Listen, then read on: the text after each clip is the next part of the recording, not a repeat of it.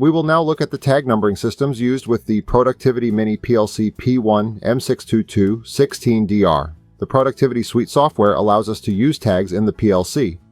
Tags are a method for assigning and referencing memory locations, numbering systems, within the programmable logic controller. They allow a more structured programming approach and are stored within a tag database. The tag database is stored in the memory of the Automation Direct Productivity Series PLCs. Do not overthink tags. Tags are just names that we assign to variables, numbering systems of any data type stored in the PLC memory. Throughout this series, we've been using tags like start, stop, and motor for our start-stop circuit. These meaningful names make our program much easier to read and understand than cryptic memory addresses. In this video, we'll explore the tag database in depth, how to create tags, understand data types, and efficiently organize our program's memory. Let's get started.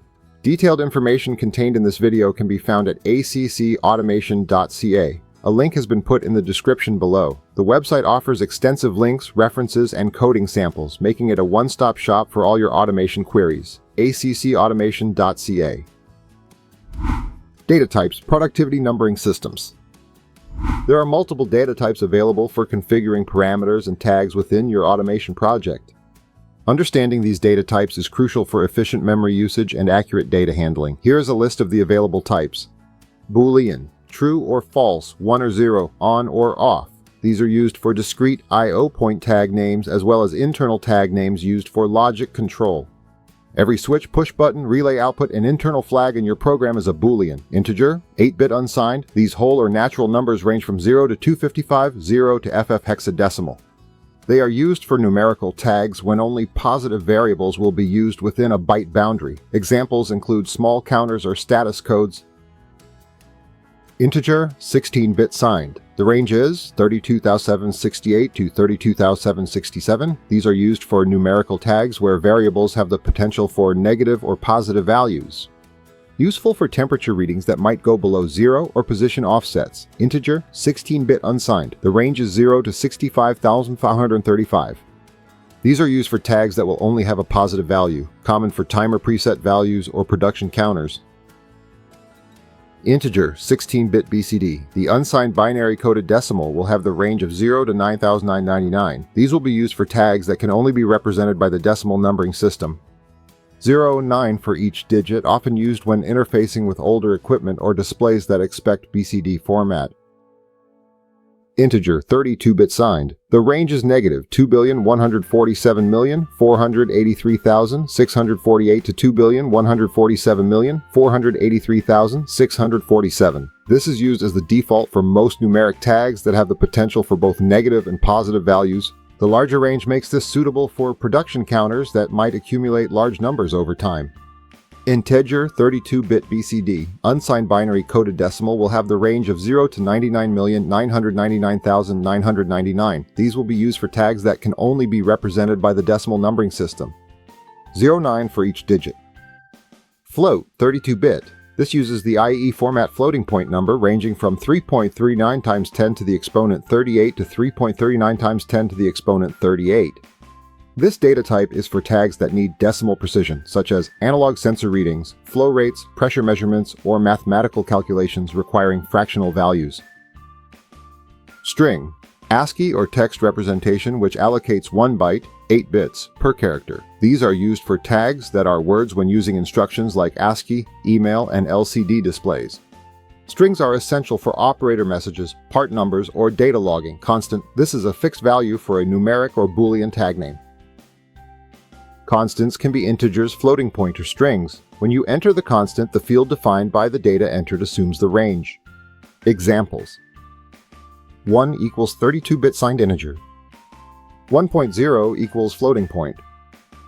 The letter A equals a string. For a deeper understanding of number systems, check out this post, which explains the meaning behind the types of numbers listed above.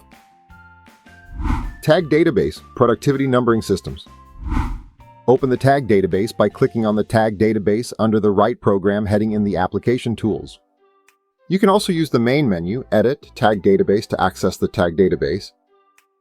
The tag database is the centralized location where all your program variables are defined and documented.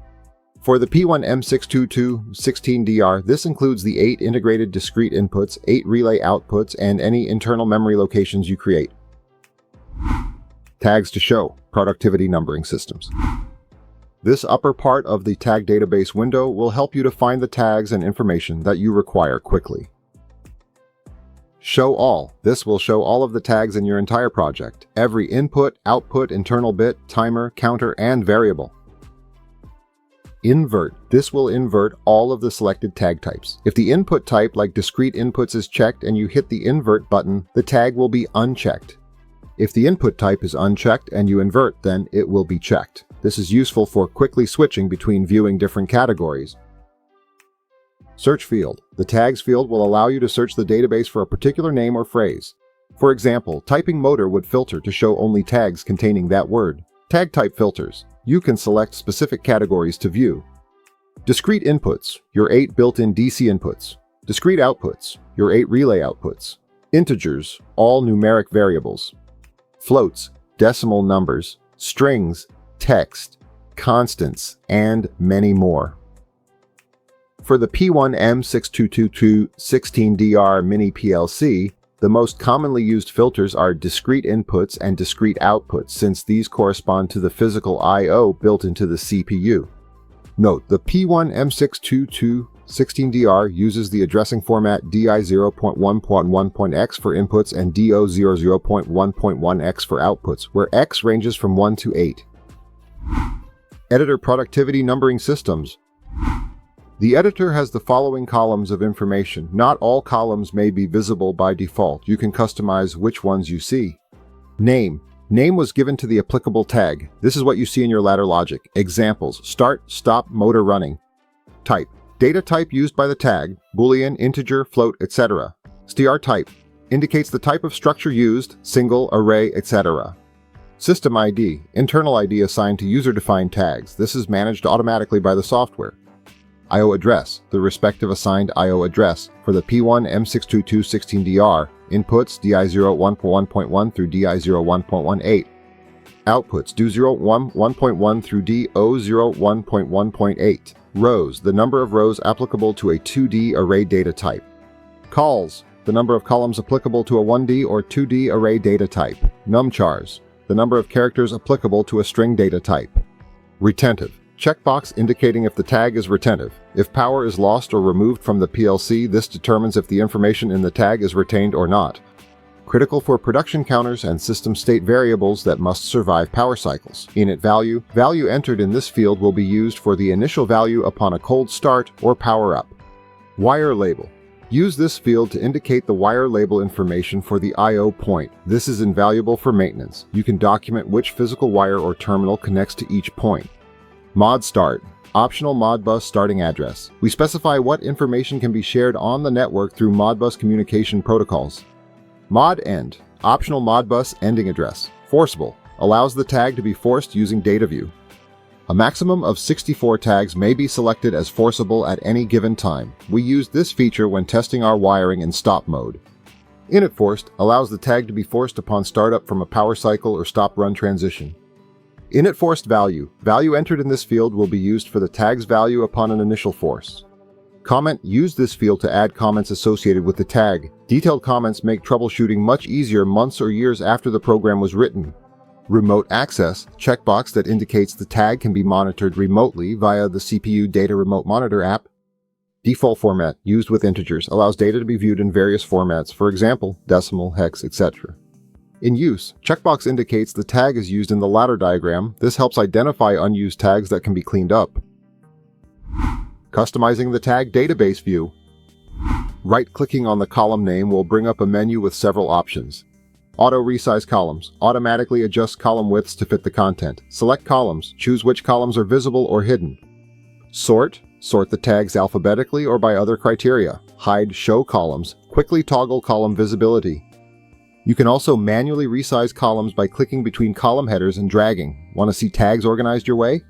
Simply click and drag column headers to rearrange them in any order that makes sense for your workflow. Adding and managing tags. At the bottom of the tag database window, you'll find several important buttons. Add tags. We can add tags of any data type. Tags can be made individually or grouped together in arrays. We'll be discussing arrays and functions later in this series. When you create a new tag, you'll be prompted to define its name, type, and initial properties. Delete tags. Remove a tag from the tag database. Be careful. Deleting a tag that's in use will create errors in your program until you replace it. Reset table. Restore the table to original default settings. This is useful if you've rearranged columns and want to start fresh. Help. Explore the Help menu for Tag Database. The built-in documentation is comprehensive and includes examples. If you are enjoying this video, please hit the like button below. Keeping up with all the latest automation innovations can be difficult, so hit the subscribe button. Remember to hit the bell beside your subscription to receive the notifications. Practical example: understanding P1 M622 and 16DR addressing. Let's look at how our start-stop motor circuit uses the tag database. When we configured the hardware, the productivity suite automatically created tags for our integrated I/O.